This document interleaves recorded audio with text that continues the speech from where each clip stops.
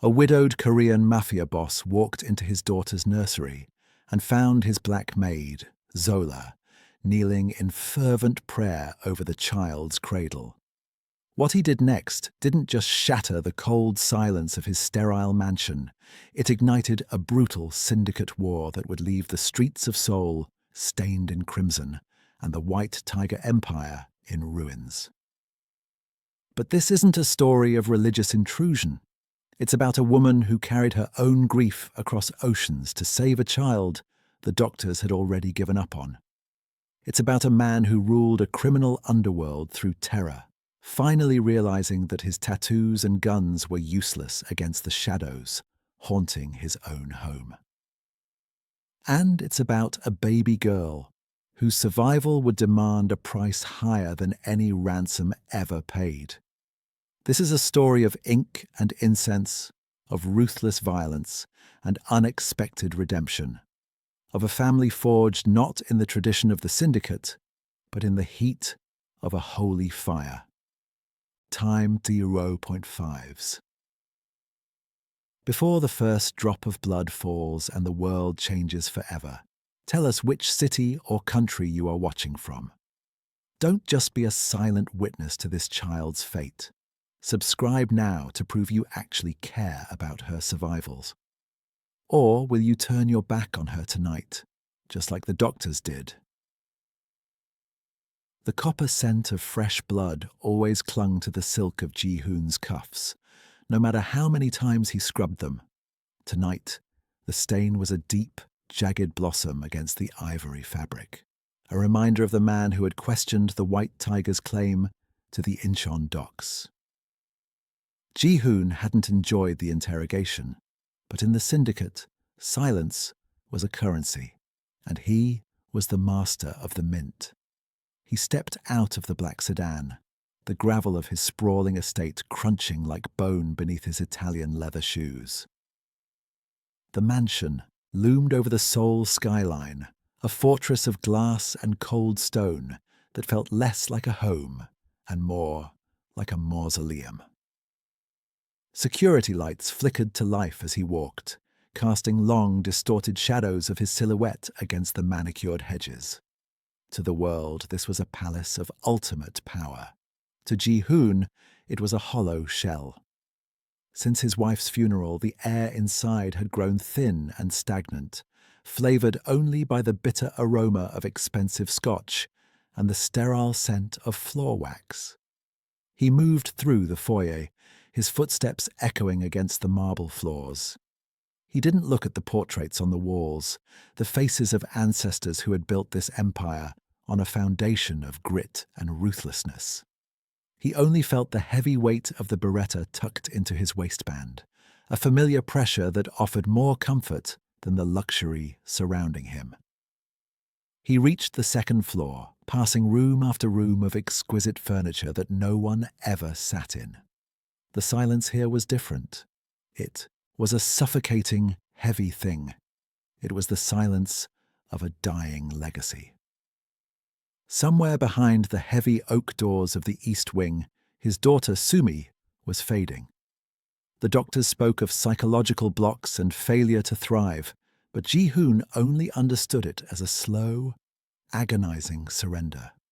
He was a man who commanded thousands, a man whose name made rivals tremble, yet he was powerless against the quiet apathy of a 3-month-old infant. He paused at the nursery door, his hand trembling slightly as he reached for the handle. He was the butcher of Seoul, yet he was terrified of the tiny, frail girl inside who refused to cry, refused to eat, and refused to look him in the eye. He expected to find the usual scene. A nurse hovering clinical and detached, or the oppressive quiet of a child waiting for the end. He didn't expect the low, rhythmic hum that vibrated through the wood, a sound that didn't belong in a house of stone and secrets. It was a plea, ancient and fierce, rising from a soul that didn't fear the monsters lurking in the hallway. Zola Vance didn't belong in a fortress of glass and blood, but she was no stranger to the architecture of grief. As she hummed, her voice low and textured like red clay. Her mind drifted back to the sweltering humidity of Birmingham, Alabama. There, the air didn't smell of cold marble and expensive scotch. It smelled of rain on hot asphalt and the sweet, heavy scent of honeysuckle. It was a world away from the jagged neon of Seoul, yet the weight in her chest was exactly the same. 2 years ago, Zola had watched her own world collapse. It wasn't a rival syndicate or a poisoned gift that took her husband and young son. It was a reckless driver and a rainy intersection on a Tuesday afternoon. The silence that followed their deaths had been so loud it felt like a physical scream. She had fled her life, taking a job halfway across the world, not to find herself, but to lose the woman she used to be. She wanted a place where the ghosts wouldn't recognize her, where she could be a shadow among shadows. When she was hired to clean the Kwak estate, the agency warned her that the master of the house was a man of particular temperaments. They didn't tell her he was a ghost in a white silk suit, or that he was presiding over a nursery that felt more like a tomb. Most of the staff stayed in the shadows, terrified of the ink on Ji-Hoon's neck and the coldness in his eyes. But Zola saw something they didn't.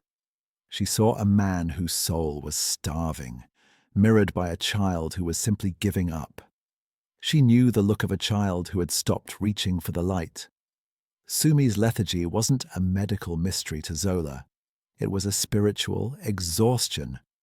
The girl was surrounded by the finest linens and the most expensive toys, but there was no warmth in the walls. In the South, they said a house without prayer was just a pile of wood and nails. In this mansion, it was a cage of gold. Zola didn't fear Ji-Hoon Kwak. A woman who had buried her own heart under Alabama pine had nothing left to lose to a man with a gun. That was why she had dared to step past the threshold of the nursery tonight. She had seen the butcher return with red on his hands, his face a mask of practiced indifference, and she knew the darkness was winning. She leaned over the crib, her knees pressing into the expensive carpet, and closed her eyes. She wasn't just praying for the child, she was praying against the vacuum of the room. She felt the ancient, stubborn strength of the women who had come before her, the mothers who had prayed through fires and floods. When she reached out to touch Sumi's tiny, listless hand, she didn't feel a stranger's child. She felt a flicker of the life she had lost, a spark that needed a shield of spirit to keep from going out. She began to whisper, her words a bridge between the trauma of her past and the violence of the present, unaware that the monster of the house was standing right behind her, caught in the gravity of her grace. The nursery door creaked under the weight of Ji-Hoon's hand, but he didn't push it open. He stood in the sliver of shadow between the hallway's cold neon and the nursery's amber warmth, his heart hammering a rhythm that felt entirely foreign to him. He should have been angry. He should have walked in and reminded this woman that his house was governed by the laws of men, not the whispers of a god who had long ago turned his back on the white tiger. But the words died in his throat because, for the first time in months, there was a sound other than the hum of the air purifier. It was the sound of Sumi swallowing. Over the next few days, a strange, unspoken truce settled over the East Wing. Ji-Hoon stopped entering the nursery during the day, choosing instead to haunt the monitors in his study. He watched through the grainy infrared lens as Zola lifted the frail infant, cradling her with a steady, rhythmic sway that seemed to pace the very air. She didn't use the sterile, measured movements of the nurses. She hummed melodies that were deep and resonant, songs born in the cotton fields and churches of another hemisphere, carrying a weight that bypassed the intellect and struck straight at the soul. The change was a slow-motion miracle. Sumi, who had previously turned her head away from the bottle as if the milk were poison, began to drink. She didn't just eat. She clung to Zola's mahogany-toned finger with a grip that grew stronger by the hour. The hollows beneath the baby's eyes began to fill, and a faint, healthy flush returned to her cheeks. When the high-priced specialists arrived for their weekly checkup, they spoke in hushed, confused tones about spontaneous recovery and neurobiological shifts. Ji-Hoon listened from the doorway, his eyes fixed not on the doctors, but on Zola, who stood quietly in the corner, her hands folded over her apron, her expression unreadable.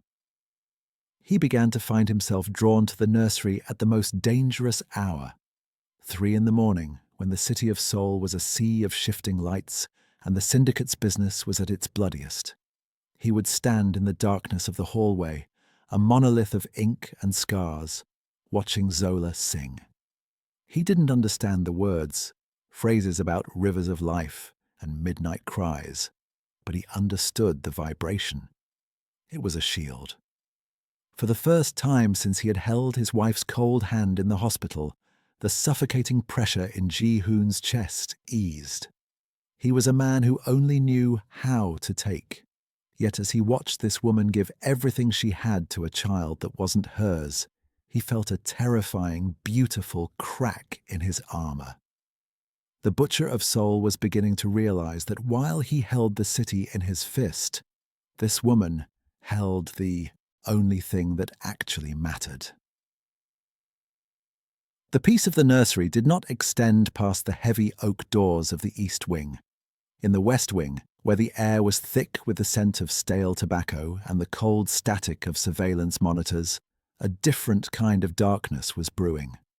Min-ho, Ji-Hoon's second-in-command, stood by the mahogany desk, his posture as rigid as a blade. He didn't look at the spreadsheets of shipping manifests or the live feeds of the Incheon ports. His eyes were fixed on the small, grainy screen that showed the nursery hallway. "The men are talking, Ji-Hoon," Min-ho said, his voice a low grate that broke the silence like a gunshot. He didn't use the formal titles of the syndicate. They had bled together in the gutters of Busan long before they wore silk suits, and that history gave him the right to speak truths that would get anyone else buried.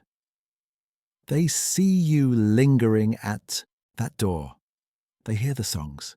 They see the Butcher of Seoul distracted by a woman who talks to ghosts." Ji-Hoon poured a glass of neat whiskey, the amber liquid catching the moonlight. He didn't answer immediately. The crack in his armor, that terrifying, beautiful softening he felt when Zola sang, felt like a secret shame under Min-ho's predatory gaze. In their world, a heart was a liability, and a conscience was a death warrant. "The child is eating," Ji-Hoon said, his voice flat, trying to reclaim the coldness that had defined him for decades. "She is the heir. Her survival is the priority." "The child's survival won't matter if you lose the city," Min-ho countered, stepping into the light. The scar across his cheek twitched.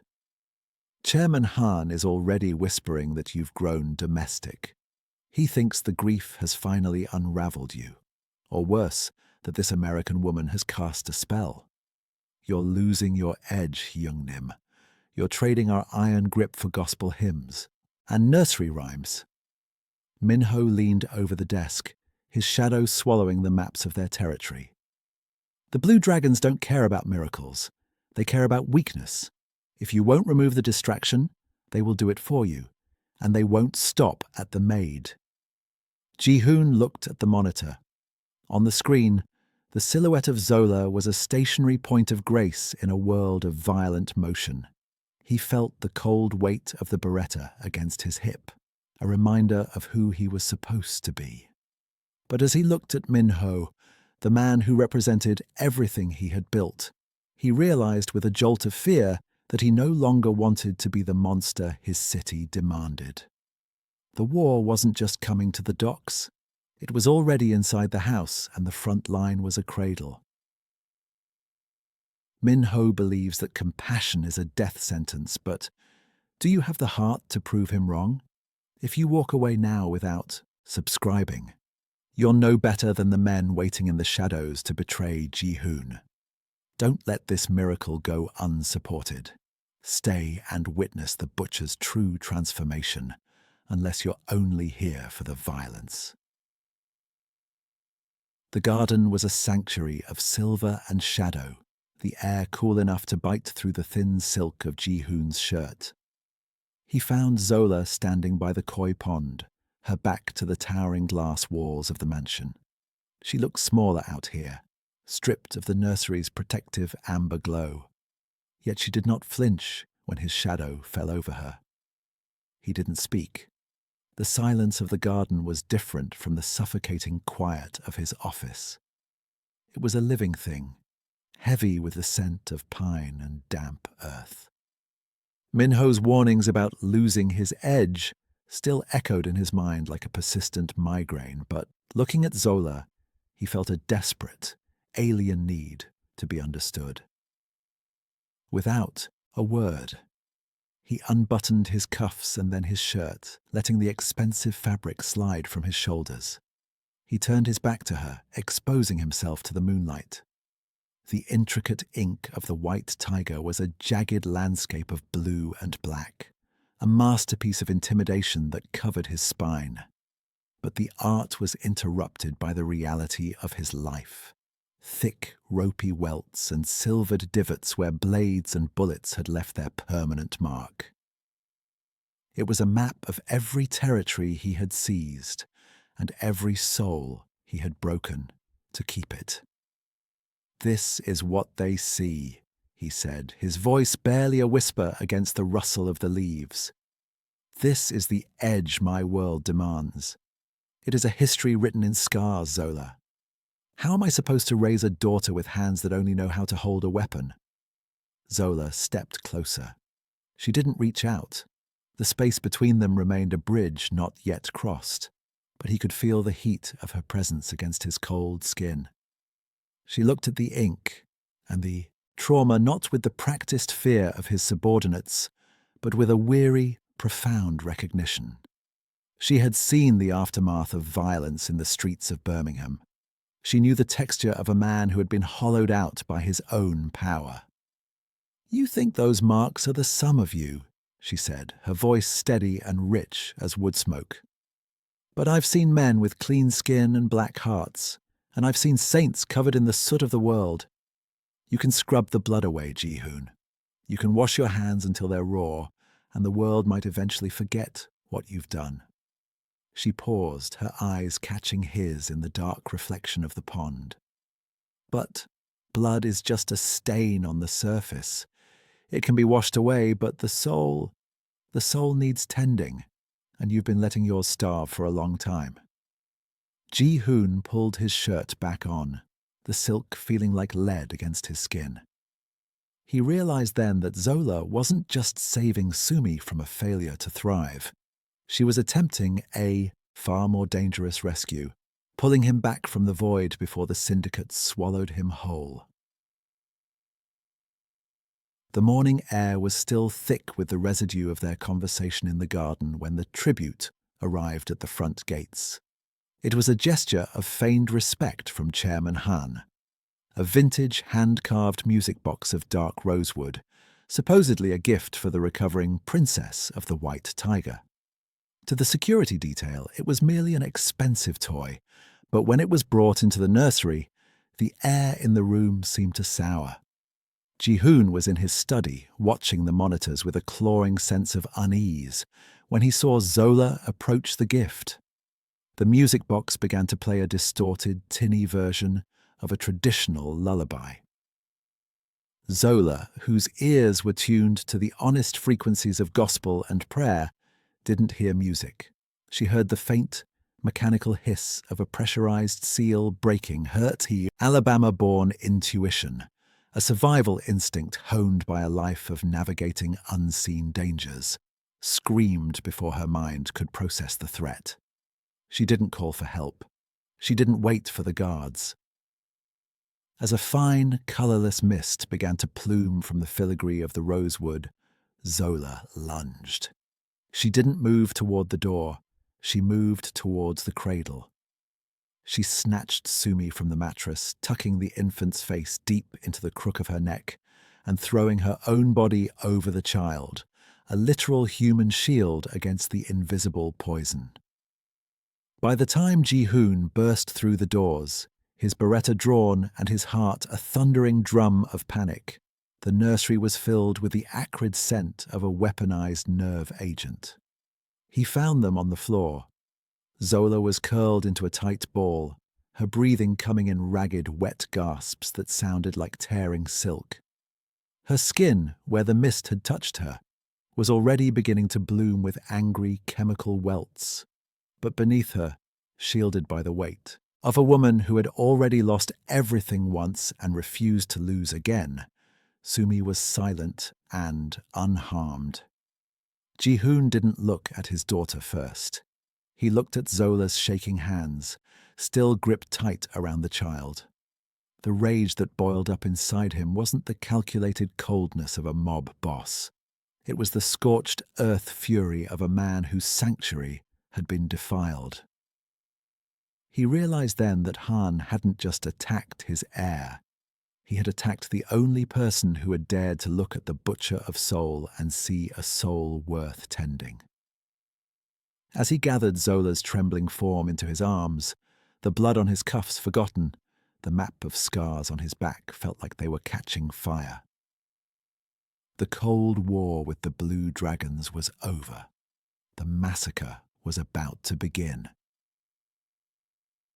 The mansion's security sirens should have been a deafening chorus, but the house remained eerily silent as the first flashbang shattered the glass of the grand foyer. That silence was the most terrifying sound Ji-Hoon had ever heard. It meant the system had been bypassed from within. Minho's warnings about losing an edge had been more than a grievance. They had been the final rites for a brotherhood now dissolved in blood. As footsteps thundered up the marble staircase, not the synchronized rhythm of his loyal guards, but the heavy, predatory gait of Han's mercenaries, Ji-Hoon knew the white tiger had been sold for a handful of silver.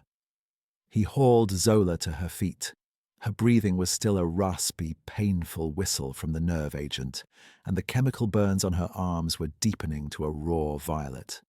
But her eyes remained fixed on Sumi, who was tucked securely back into her swaddle.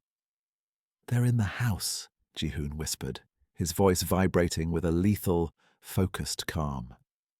He didn't reach for the radio. He knew now that every frequency was compromised. Instead, he pulled a blackened keycard and a heavy, weighted key from a hidden compartment behind a nursery wall panel.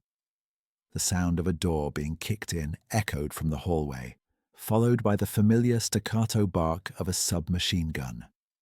The butcher was no longer hiding.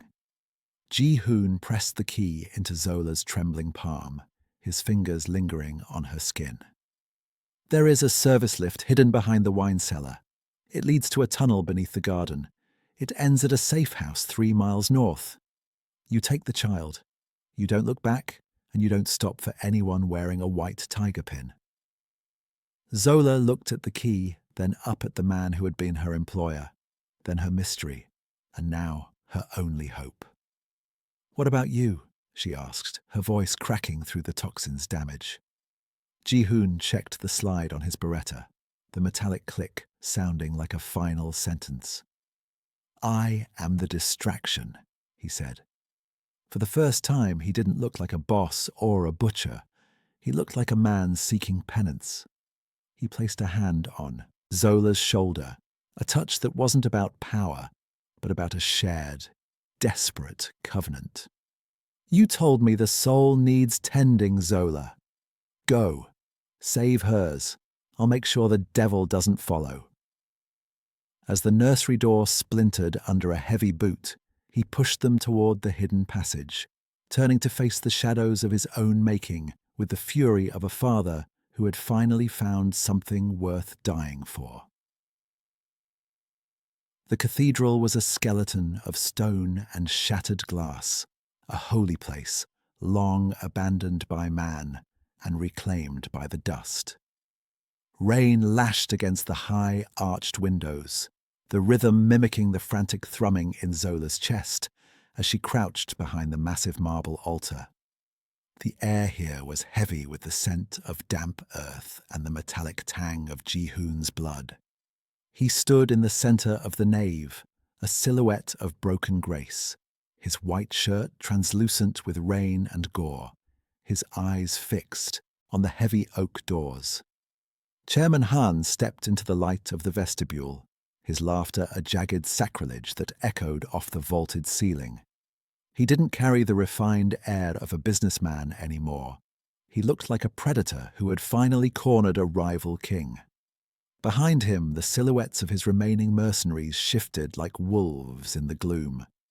"You traded an empire for a servant and a sick pup, Ji-Hoon," Han sneered, raising a heavy-caliber pistol. "A pathetic end for the White Tiger. To die in a ruin for a life that doesn't even belong to your bloodline."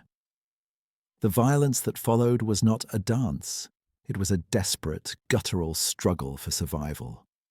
Ji-Hoon lunged, his body a map of pain ignited, fueled only by the knowledge of who lay behind the stone. They tore through the pews, the sound of splintering wood drowned out by the thunder outside. Han's men opened fire, the muzzle flashes illuminating the cracked faces of the saints in the stained glass like vengeful ghosts. Ji-Hoon moved with a suicidal ferocity, a man who had already accepted his death and was simply negotiating the price. When a stray mercenary circled the altar, raising a submachine gun toward the hidden crevice, Zola didn't scream. She didn't look for an exit. She saw the cold steel of the barrel and felt the warmth of Sumi against her heart. She remembered the red clay of Birmingham and the silence of the graves she had left behind. She would not let the silence win again. She threw herself over Sumi, pressing the infant into the hollow between the marble and the floor, her own body becoming a living rampart of bone and spirit. As the gunman fired, Zola felt the searing, white-hot bite of lead tearing through her shoulder, but she didn't flinch. She tightened her grip, her hum rising into a defiant, wordless prayer that drowned out the roar of the guns. She was the shield she had promised to be. Through the ringing in her ears, she heard the final, wet thud of a blade, finding its home and Han's choked cry of defeat. The gunfire ceased, replaced by the steady drip of rain. Ji-Hoon stumbled toward the altar, his hands shaking, his chest heaving. He didn't look at his fallen enemy. He saw Zola, blood-streaked and trembling, slowly uncurling her body to reveal the child, unscathed, wide-eyed, and for the first time, reaching out toward the light. In that ruined house of God, the butcher saw his penance complete. The sacrifice had been made, and the fire had finally burned away the ink. The smoke from the cathedral had long since cleared, but the fire in Ji-Hoon's soul had only just begun to cool into something steady and permanent. In the grey, quiet hour before dawn, he stood in the courtyard of his new home, a modest house tucked into the rolling green hills, far from the jagged neon and bone-deep corruption of Seoul. He held his white silk suit, the sleeves still stiff with dried blood and the scent of burnt incense. It was the uniform of a ghost, the armor of a man who had ruled through terror. Without a word, he dropped the expensive fabric into a stone fire pit and struck a match. He watched as the silk curled and blackened, the elegant lines of the White Tiger's prestige turning into grey flakes of ash that the wind carried away over the valley. He wasn't just burning clothes, he was cremating the butcher. 6 months later, the world was no longer measured in territory and shipping manifests, but in the slow, rhythmic cycle of the seasons. The sun drenched the small garden in a golden warmth that felt like a benediction, a sharp contrast to the sterile, filtered light of his former life. Zola sat on the porch, a book resting in her lap, her shoulder marked forever by the violet map of chemical burns, relaxed and free of tension. She no longer wore the maid's apron. She wore the ease of a woman who had finally found a place where her prayers didn't have to be whispered in the dark. Between them, in the tall grass, Sumi was a living testament to the miracle. She was no longer the frail, fading infant who refused to reach for life. She was a healthy, vibrant child who moved with a joyful urgency, her laughter a bright, clear bell that rang through the trees. When she stumbled and reached out, her small, sturdy hands didn't find a cold nursery railing or a clinical nurse. She found Ji-Hoon. He knelt in the dirt, his hands, the hands that had once been synonymous with violence, now steady and infinitely gentle as he lifted his daughter. He looked at the ink on his arms, the tattoos of the syndicate that still remained, but they no longer felt like a brand of shame. They were merely the background to the child in his arms. He looked toward the porch, catching Zola's eyes in the soft afternoon light. There was no need for words or titles. They were a family forged not by the old laws of blood and tradition, but by the fire of a shared sacrifice. The blood had been washed away, and the soul, finally, was being tended. In the quiet of the hills, far from the reach of the dragons, Ji-Hoon Kwak realized that he hadn't just saved his daughter. He had finally been found. The suit is ash and the war is over, but the memory of this sacrifice remains. If this journey of ink and incense moved your soul, don't just leave without subscribing to honor the path they took. To walk away now in silence would be a final insult to the blood spilled for this peace. This is the end of their story.